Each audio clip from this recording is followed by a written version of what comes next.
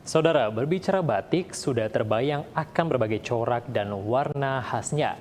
Hampir di seluruh belahan Nusantara memiliki motif dan corak yang berbeda. Mulai dari batik khas Solo, Bali hingga Banjarmasin. Bagaimana eksistensi batik di kota industri Batam ini? Katanya ada batik khas yang mulai menjadi ikon baru kota ini. Informasi ini sekaligus menjadi akhir dari program Data Kepri pada hari ini. Saya Nicholas Edward Silai dan kru Batam TV yang bertugas pada hari ini pamit undur diri. Selamat kembali melakukan aktivitas Anda, tetap patuhi protokol kesehatan dan sampai jumpa.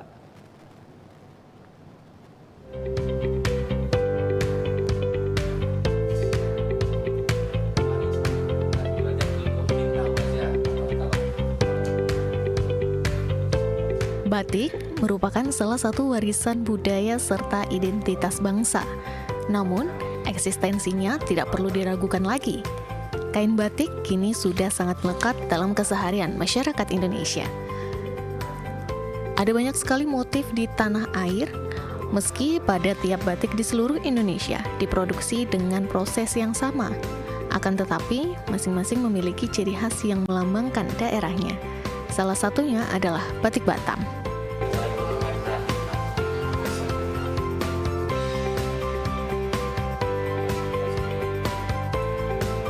Batam memiliki beberapa motif batik khas, seperti misalnya motif gonggong, ikan marlin, daun sirih, bunga sakat mayang terurai, dan pucuk berung.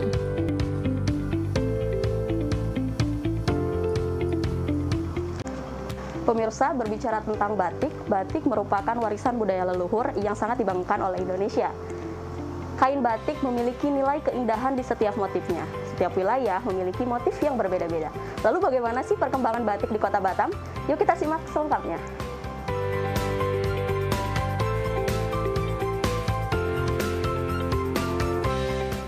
Indra Sugiono merupakan salah satu pengrajin batik di Batam. Pria kelahiran Pekalongan 44 tahun silam ini telah memproduksi batik khas kota industri ini selama kurang lebih 10 tahun. Produksi batik milik Indra ini masih berskala rumahan. Sehari-hari ia dibantu oleh anak dan istrinya. Meski begitu, beberapa produksi ia juga memanfaatkan orang-orang yang pernah dilatihnya untuk membatik.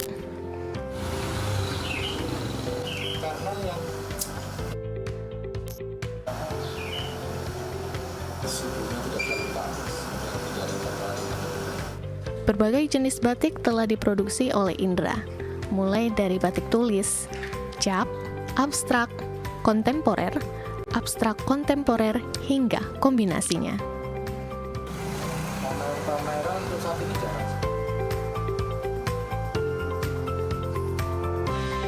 Meningkatnya tren serta minat masyarakat terhadap batik di Batam. Selain menjadi upaya pelestarian budaya, secara nyata juga memberi dampak positif yang menjanjikan bagi perekonomian masyarakat. Salah satunya bagi pengrajin kecil seperti Indra.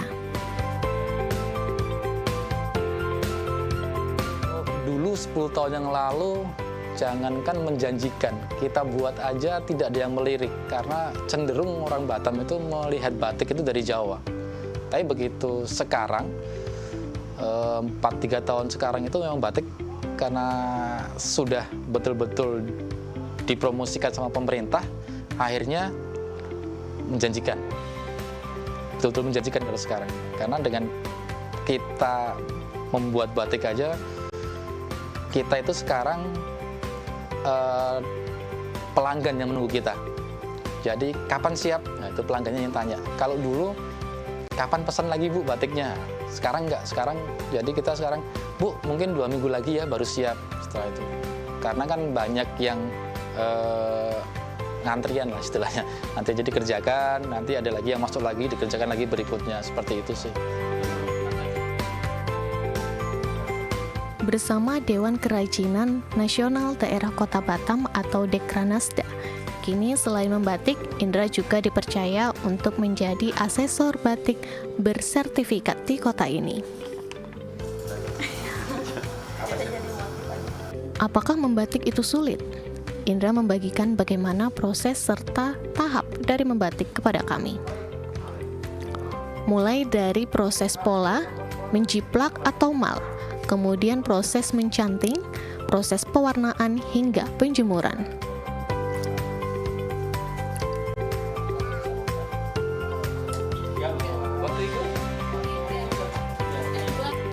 Dalam membatik, bahan kain yang digunakan tidak bisa sembarangan. Kainnya harus berasal dari serat alam tanpa campuran polister. Bahan lain yang digunakan adalah lilin cair atau malam. Malam inilah yang ditorehkan menggunakan ke kain batik sehingga membentuk motif. Kain ini kain yang benangnya ini dari serat alam, jadi tidak boleh tercampur dengan polister.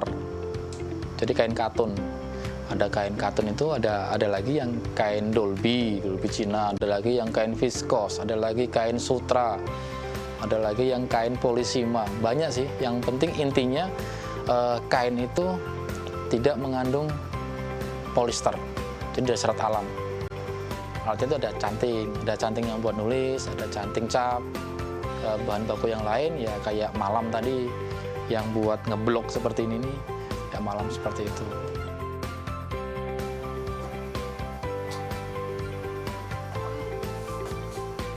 Peminat batik buatan Indra menyasar ke berbagai kalangan, mulai dari kaum milenial hingga pejabat.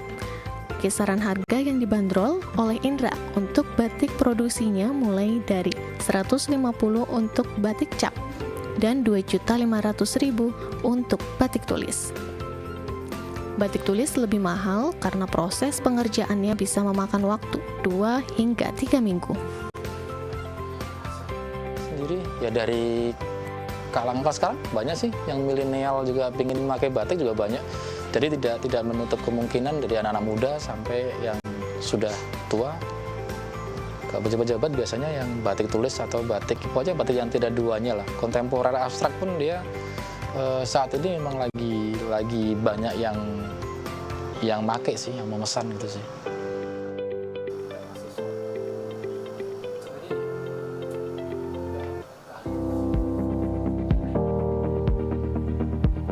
Waode Nilasari adalah salah satu desainer busana yang ikut menuangkan karya-karyanya melalui kain batik hasil pengrajin Batam. Dari sisi desain, Nila merasa tidak kesulitan untuk mengkolaborasikan dengan para pengrajin seperti halnya Indra.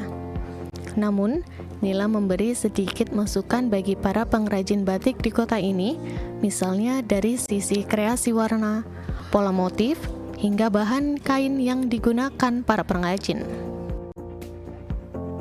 Dari sisi desain, mereka sudah memiliki keahlian ya, jadi mereka sudah ngerti motif yang kita dengan pembatik, dengan pengrajin bisa kerjasama.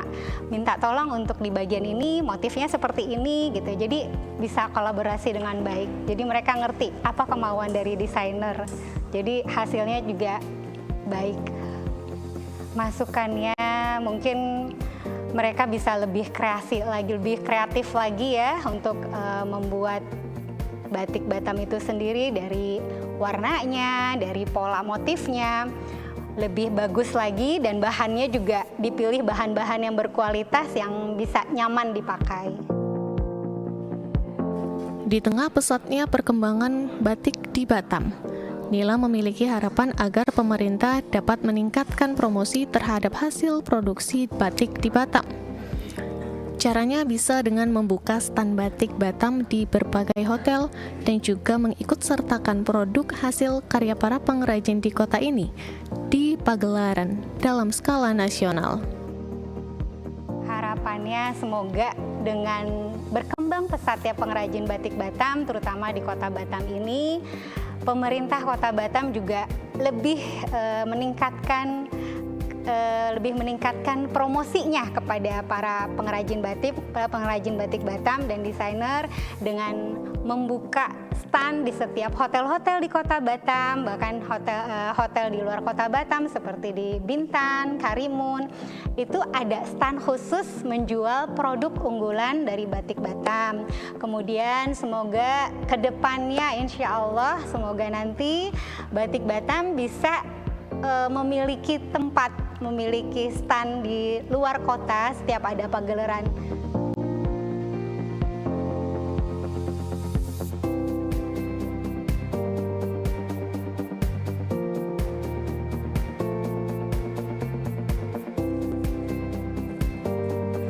Nah pemirsa, itu tadi keindahan batik khas Kota Batam. Bagi insan muda semua, ayo kita kembangkan dan lestarikan setiap batik yang ada di Indonesia, khususnya di Kota Batam. Tim Batam TV melaporkan.